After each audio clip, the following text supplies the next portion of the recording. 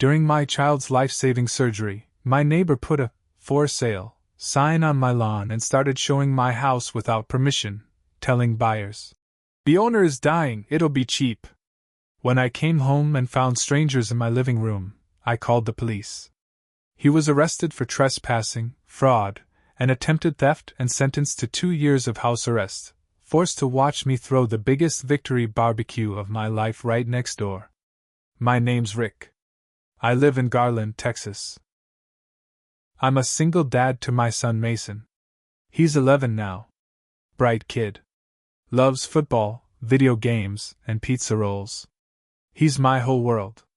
My ex-wife left when Mason was 4. Too much responsibility, she said. So it's just been us for years. I work maintenance for the school district. Not glamorous, but it pays the bills. We live in a small but decent house in a quiet neighborhood. Or, it used to feel quiet. I thought I knew my neighbors. Especially Glenn Harrow. He's lived next door for a decade. Retired early. Always out in his yard pretending to be friendly. He waved at everyone. Smiled. Asked how Mason was doing at school. Normal stuff. Until it wasn't. 6 months ago, Mason collapsed in the yard. Out of nowhere. His lips were blue. He couldn't breathe. I panicked. Called 911. The ambulance came fast. At the hospital, they found a hidden heart defect. One that should have been caught years ago. He needed emergency surgery. No waiting. The doctor said it was dangerous. Complicated. But they'd do everything they could. I didn't leave Mason's side for 10 days. I slept in chairs. Showered in hospital bathrooms. Ate terrible food. Prayed until my throat hurt. The only time I touched my phone was to update family, my boss, and close neighbors. I told the lady on the other side of my house why I was gone. She even promised to keep an eye on the place. I didn't think about Glenn. I figured he'd notice I wasn't around and mind his own business. I was wrong. Finally, Mason made it through. Weak, but alive. The doctor said he could go home soon. I drove back to clean up, grab clothes, and get the place ready. When I turned down my street, my heart dropped. There was a for sale sign in my front yard. It had my address on it. A professional sign. The whole deal. I slammed the brakes so hard my seatbelt bruised my shoulder. My first thought? There's been some mistake. I got out. Looked closer. The sign had a phone number. Not mine. Not any realtor I knew. Then I noticed people. 3 couples were walking around my yard. A man in a suit was at my front door. Another woman was literally inside my living room. I ran to the door. What the hell is going on? The woman looked startled. We're, looking at the property? I forced my way inside. Get out. Get out. Now. They all backed off fast. But not fast enough. Because standing in the kitchen, with his arms crossed like he owned the place, was Glenn. Oh, Rick, he said like I was inconveniencing him. I was just showing the house. You weren't home, and well, people are interested. I stared at him. My house. He nodded. Yes, well, with your health situation. I cut him off. What health situation? He smiled. Like a damned shark. Word got out. About your son. About you. People assumed, well, that you might not be coming back. I figured I'd help out. Save your boys some trouble down the road. I felt sick. Get out. The buyers scattered. Glenn just stood there. You can thank me later, he said. The offers are generous. Best if you take one before, you know, the inevitable. I walked straight to my phone and called the police. The officers showed up within minutes. I showed my ID. My mortgage papers. Everything.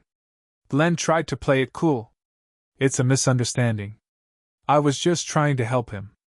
The poor man's dying. His kid's an orphan in the making. I figured I'd handle the paperwork and find good buyers. That's when it all came out. Glenn had forged documents. Fake power of attorney papers. Faked my signature on forms. He'd even taken 2 down payments already, $15,000 each from 2 separate couples. The buyers were furious. One started screaming at Glenn right in front of the cops. The officers cuffed Glenn and took him away. Charges: trespassing, fraud, attempted theft, and forgery. It was all over the neighborhood by sunset. I followed the case closely. Glenn's lawyer pulled every excuse in the book. He thought he was helping. Early dementia signs. He was confused. The judge didn't buy it. Neither did the DA. Glenn got 2 years of house arrest. No prison, because of his age and supposed health concerns. But he couldn't leave his property. He had to wear an ankle monitor. And every month, he had to pay restitution to the 2 couples he tricked. Once the trial ended, I planned a party. Not just any party. A victory barbecue. I invited everyone. Mason's friends. His doctors. Nurses. Our good neighbors. Even the officers who arrested Glenn. I rented extra grills. Borrowed speakers. We set up tents and coolers. Right next to Glenn's house. As we cooked burgers and played music, I saw his blinds twitching. He stood there, trapped, watching us live our lives while he couldn't even step onto his porch. At one point, Mason grabbed the mic we'd set up. His voice shook, but he said, "Thanks for protecting us, Dad. And thanks to everyone here who helped. We won." The crowd clapped. Some cheered. Glenn shut his blinds. After the barbecue, Glenn kept a low profile. He didn't come out. Didn't wave like he used to.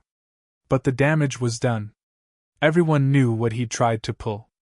A few weeks later, I found out from a neighbor that Glenn's wife, who'd left him years ago, heard about his crimes and filed to get the rest of their old shared property sold off. She wanted nothing tying her name to his. He was losing money fast. Good, I thought. But karma wasn't done with him yet. I'm not a fan of homeowners associations, but ours had some strict rules. Glenn used to be the guy who tattled on other people about minor violations.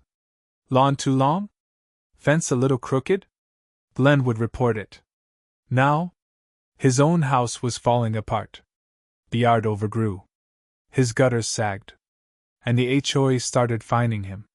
Every week a new notice. Hundreds of dollars he couldn't pay. I didn't gloat. I didn't have to. The whole block watched his life fall apart. But then, Glenn tried something again. One day, a folded letter showed up on my porch. It looked like a handwritten apology from Glenn.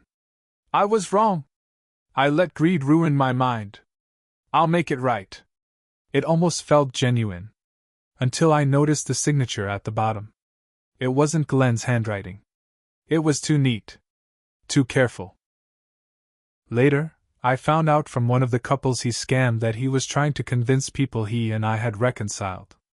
That everything was behind us, and the fraud was a misunderstanding after all. Why? He was trying to get his house arrest sentence reduced. If the court thought I forgave him, he might have convinced a judge to end his punishment early. I took the letter straight to my lawyer and the police. They were furious. Glenn was trying to forge forgiveness the same way he forged my signature to sell my house.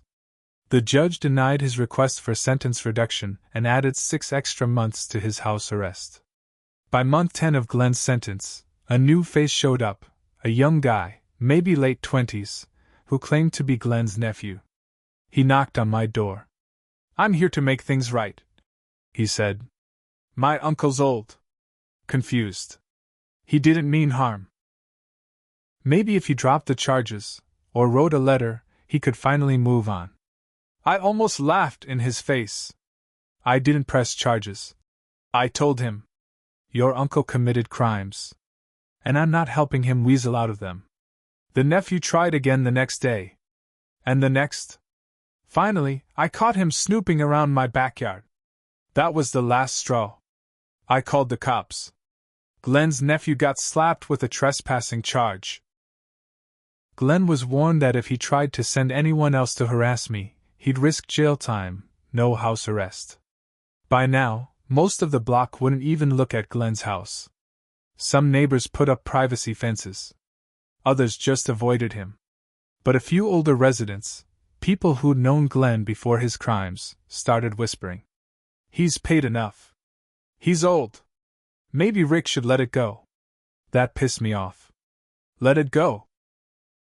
While my son was fighting for his life, Glenn tried to steal the roof from over our heads.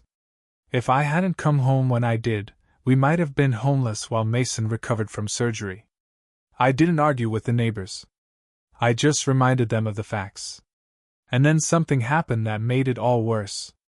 One Friday morning, I got a letter from a company I didn't recognize. It said my house was in pre-foreclosure due to unpaid debts. My stomach dropped. I knew my mortgage was paid. Auto-deducted every month. Never missed one. I called the company. Spoke to 3 different people. After hours of back and forth, I found out someone had submitted forged paperwork claiming I'd defaulted. The paperwork included fake signatures. Again. I knew immediately, Glenn. I reported it to the police. My lawyer got involved fast. We traced the paperwork back to a freelance notary service Glenn had used. The woman running it confessed Glenn paid her cash to notarize fake documents. Documents saying my house was being repossessed. The police arrested Glenn again. Violation of house arrest. New charges of fraud and forgery. Now, the DA wasn't playing. They were pushing for real prison time. But it wasn't just Glenn. Remember his nephew? The one who came to my door pretending to want peace. Turns out he was the middleman who delivered the fake foreclosure papers. His fingerprints were all over them. Both were arrested. Now Glenn wasn't just looking at fines or house arrest. He was facing felony charges that could put him away for years. And here's the kicker. His nephew flipped. Turned state's witness. Testified that Glenn had been planning the foreclosure scam for months. Glenn didn't just want to take my house once. He wanted to destroy me financially so he could buy it out from under me for pennies. While being questioned, the nephew admitted Glenn had also forged a new will. One claiming Mason's house would belong to Glenn if something happened to both Mason and me. He planned to take everything. My house. My savings. Even Mason's life insurance if we died. Glenn's bail was denied. His house arrest was revoked. He was sent to the county jail to await trial. With Glenn in jail and his nephew cooperating with prosecutors, the case was solid. But that didn't stop Glenn from trying one last desperate move. My lawyer got a notice that Glenn's new public defender was trying to argue mental incompetence. They were going to claim Glenn wasn't fit to stand trial. Dementia. Confusion. Age-related decline. It was a lie. Everyone knew it. The man who forged documents, tricked buyers, created fake wills, and planned a foreclosure scam wasn't confused. He was cunning. Ruthless. I gathered every piece of evidence I had. Photos of the forged signatures. Testimonies from the scammed couples. Texts from Glenn's nephew. Even the original forged apology letter. The DA told me they'd pushed to have Glenn fully evaluated by 2 independent psychiatrists. Over the next month, Glenn was examined twice. Both doctors came to the same conclusion. Mr. Harrow shows no signs of severe cognitive impairment. He demonstrates organized thought processes and an understanding of right and wrong. His incompetency claim? Rejected. He would stand trial. The neighbors who'd defended Glenn before? They stopped speaking. Some even apologized. One older couple brought Mason a homemade pie and said, "We were wrong to doubt you." It wasn't much. But it mattered. For the first time since the nightmare started, it felt like the whole neighborhood finally understood what Glenn really was. But the stress was getting to Mason. One night, he came into my room holding his old stuffed dog. "Dad, what if he gets out? What if he tries again?" I pulled him close. He won't, son. Not ever again. But deep down, I wondered. People like Glenn didn't stop until they were forced to. A week before the trial, Glenn's lawyer reached out with an offer. If I agreed to a civil settlement, basically dropping any further lawsuits or restitution demands, Glenn would plead guilty and accept a reduced sentence. 5 years in prison, eligible for parole in 2. I didn't answer right away. Instead, I asked Mason what he thought. He looked me in the eye and said, "Don't let him buy his way out again." That was all I needed to hear. I rejected the offer. The DA pushed for the maximum penalty. But Glenn had one last trick up his sleeve. From jail, he filed a lawsuit against me. For defamation. He claimed I'd ruined his reputation. Cost him business deals he had none. Caused emotional distress. It was laughable. But it was also a stalling tactic. If his lawsuit moved forward, it might delay the criminal trial. My lawyer countered fast. Filed a motion to dismiss. Provided all the criminal evidence as part of the response. The judge threw Glenn's lawsuit out in less than a week. The courtroom was packed. Neighbors came. The couples Glenn scammed came. Even Mason's cardiologist showed up to support us. Glenn walked in wearing a cheap suit instead of his jail uniform. His face looked gray and sunken, but his eyes? Still cold. Still calculating. The DA laid out everything, the forged documents. The fake showings. The down payments stolen. The false foreclosure scam. The forged will claiming Glenn would inherit Mason's house if we died. They played a recording from one of the buyers Glenn had lied to. He told us, "The owner is dying. The kid will be an orphan soon. You'll get the house cheap." When Glenn's nephew took the stand, he spilled everything. Uncle Glenn said Rick was a loser who never noticed the paperwork until it was too late. He wanted that house more than anything. Then it was my turn to testify. I stood. Looked at Glenn. Spoke steady and clear. While my son was in surgery, fighting to survive, Glenn Harrow walked into my home and tried to steal everything from us. And when I stopped him, he tried again. And again. And again. He didn't just try to take my house. He tried to destroy my family. The room was silent. Even Glenn's lawyer didn't try to cross-examine me much. There was nothing to say. Glenn's defense was weak. His lawyer tried to blame old age confusion. But the DA reminded the jury that Glenn had carefully planned multiple scams over months, forged multiple legal documents, hired a notary, manipulated buyers, and tried to file a fake lawsuit against me. That wasn't confusion. That was premeditation. The jury deliberated for less than 2 hours. Guilty. On all counts. Fraud. Forgery. Attempted theft. Conspiracy. Violation of house arrest. Identity theft. At the sentencing hearing, Glenn finally spoke. Not to apologize, but to beg. "Please, I'm old. I'll die in prison. I was only trying to protect the boy's future." The judge didn't even blink. "You weren't trying to protect anyone but yourself, Mr. Harrow. You preyed on a father during his worst nightmare. You exploited a sick child. You deserve every day you'll spend behind bars." Sentence, 22 years. No possibility of parole for 15. At his age, it was a life sentence. After the sentencing, Glenn was led away in handcuffs. But the final blow came weeks later. His house, once neat and polished, was auctioned off to pay restitution. I bought it. At a fraction of its value. I didn't even want the house. I wanted the message. The day the sale closed, I walked Mason next door. We stood on the lawn Glenn used to obsess over. Mason smiled. "Can we make it a playhouse or something?" I smiled back. "Better." We bulldozed it. The empty lot became a neighborhood park with a small sign, dedicated to second chances and families who never give up. Every birthday. Every July 4th. Every victory barbecue? We celebrate there now. Glenn sits in a prison cell, Alone. My son is thriving. Our home is safe. And the man who tried to ruin us now lives with the consequences, every single day.